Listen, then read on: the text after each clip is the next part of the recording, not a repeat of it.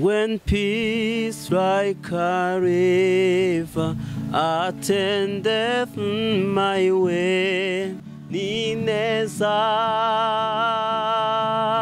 ndatuje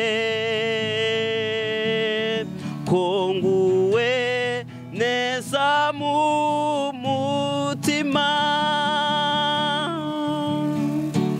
Turabasuje inshuti bakunzi b'Idembe TV uko mumaze kwimenyera tugenda tubagezaho inkuru zitandukanye. Uyu munsi turi Kigali hano mu nyubako ya Florida House mu mujyi rwagati, turi kumwe na Deosi umuhanzi tugiye kujyana ikiganiro mu gihe cyashize, ugiye mu biganiro twakoze wasaga ari ikiganiro twagiranye. Hari amasezerano yaduhaye, ese amasezerano yarayakoze? Reka tumwikaze tubwire uko bimeze. Murakoze cyane nkuko yabivuze, amazina ya Deosi Nsabiyera. Najanga kugira twongeye dukorana ikiganiro. Mbere ko dutangira turano dusenge. Mana ura kandi uracyanuka zene n'ikigo hejuru, kano kanya rero tugushimiye yuko wongeye kuduhuza tuganira ku murimo wawe. Niyo mpamvu Mana tugusabye kugira ngo uduhire, uhere n'abadukurikiye, udufashe ubicishe mu ndirimbo no mu bihangano byose nanga, kugira ngo bikize abantu. Mu izina rya Yesu mbisabye, amen. Duherukana tugirana ikiganiro tubwiye ko hari indirimbo ugiye gushyira hanze. Ese izo ndirimbo koko wazishyize hanze? Murakoze. Ni indirimbo rero abantu bakomeje gukunda cyane, zagiye hanze rwose. Harimo nk'iyo bita Mfite Umwungeri, indirimbo yitwa Yuwahori. Ni indirimbo rero Yuwahori ikunzwe cyane mu Kinyarwanda, bishobora kuvuga ngo uruwera. Numva ko rero zagiye hanze kandi abantu barazishimiye, bakunda ubutumwa burimo. Yuwahori hamwe na Mfite Umwungeri.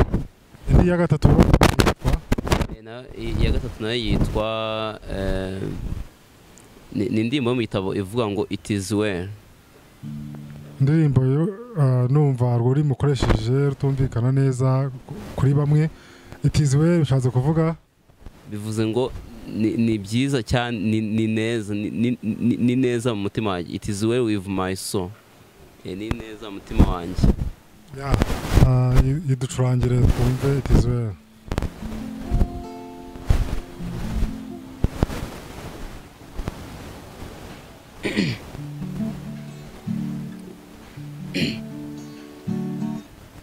When peace like a river attendeth my way, when slow like a sea beats low,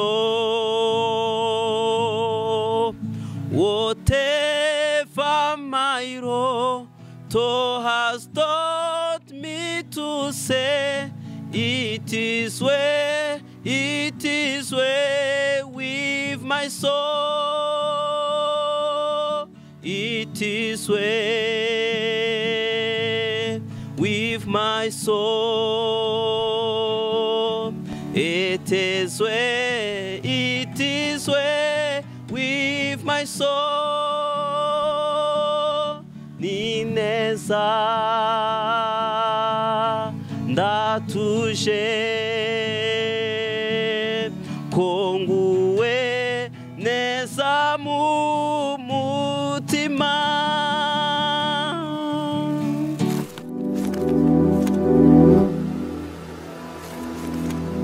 Wowe ukomeye urahirengeye ku ntebe y'ubwami hejuru mw'ijuru, icyubahiro ndetse n'ubutware bihora imbere yawe, mwamusumba byose. Wowe ukomeye urahirengeye ku ntebe y'ubwami hejuru mw'ijuru, icyubahiro ndetse n'ubutware bihora imbere yawe mwamusumba byose ibyaremwe byose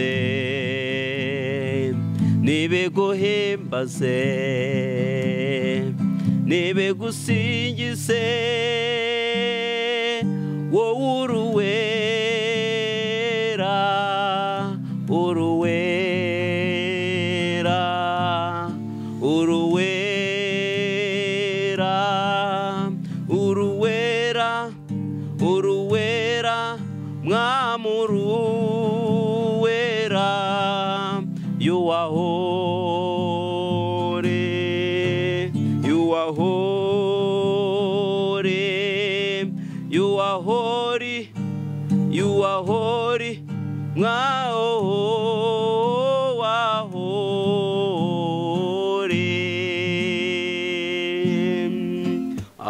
abamarayika n'abaserafi bahora bagusingiza ko wera ibizima bine imbere yawe bihora biririmba kuruwera abamarayika n'abaserafi bahora bagusingiza ko wera ibizima bine imbere yawe bihora biririmba kuruwera abamarayika n'abaserafi bahora bagusingiza ko wera ibizima bine imbere yawe bihora biririmba kuruwera you are holy you are holy you are holy you are holy Lord you are holy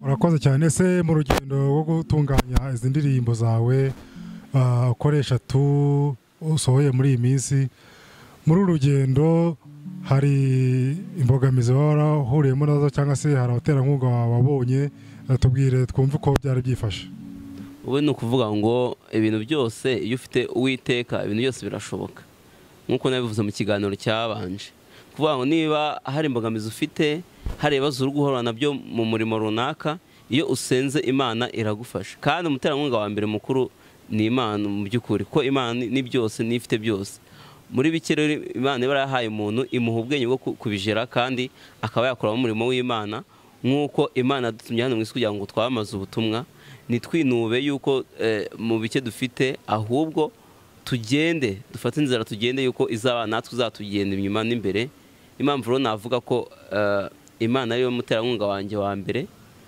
abandi ni kwa kundi Imana igufasha ikaguha abantu kugira ngo bagufashe kuba bahari bakagufasha bagufasha kuririmba nk'uko njya mbibabwira ko mfite groupe imfasha kuririmba abo bose rero n'abaterankunga bandi bakomeye cyane bashyiraho uruhare rukomeye tugana ku musozo turagira ngo duce iyi ndirimbo abakunze Bidembe TV muri comment bajyemo batubwire muri uyu musore wacu uyu mujeni wacu muri comment mutubwire turabona imbaraga zishyira hano turabona se ibyiza yakoze ni ibi comment free ani ndirimbo ngiye kwarembera ivuga ngo mfite umwungere ese nawe ufite umwungere niba ufite umwungere turafatanya gufiringa indirimbo ubundi twumva ubutumwa burimo ni indirimbo wasaba kuri channel yanjye yitwa Deus Nsabiera yitwa mfite umwungere mfite umwungere ukomeye ni ungenera ibe nkwiriye umugisha n'imbabazi ze n'ibyantungisha iminsi yose mfite umwungere ukomeye ni ungenera ibe nkwiriye umugisha n'imbabazi ze n'ibyantungisha iminsi yose ubuntu bwe no kugirirwa neza biza nyuma w'iminsi yose nanjye nzaba mu nzu yawe iminsi yose nzaba nyiriho ubuntu bwe no kugirirwa neza bizanyoma iminsi yose nanjye nzaba mu nzu yawe iminsi yose nzaba nyiriho naho nanyura mu gikombe cy'igicucu cy'urupfu sinzatinya ikibi cyose mwami kuko ndi kumwe nawe inshyimbo yawe n'inkoni yawe nibyo bimumuriza ndakomeye kandi ndashikamye kuko uri umwungeri wanjye mfite umwungeri ukomeye niwe ungenera ibe nkwereye umugisha n'imbabazi ze nibyantungisha iminsi yose mfite umwungeri ukomeye niwe ungenera iminsi yose umugisha n'imbabazi ze nibyantungisha iminsi yose ubuntu bwe no kugirirwa neza bizanyomaho nanjye nzaba mu nzu yawe iminsi yose nzaba nyiriho.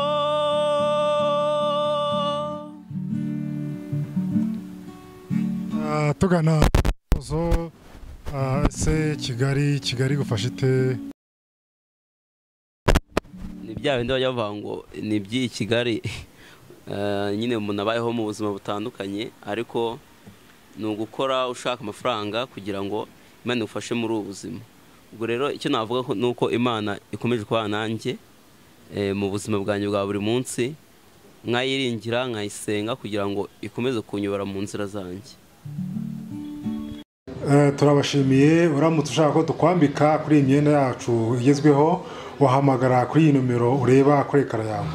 Murakoze, mukande like kandi mubisangize n'abandi.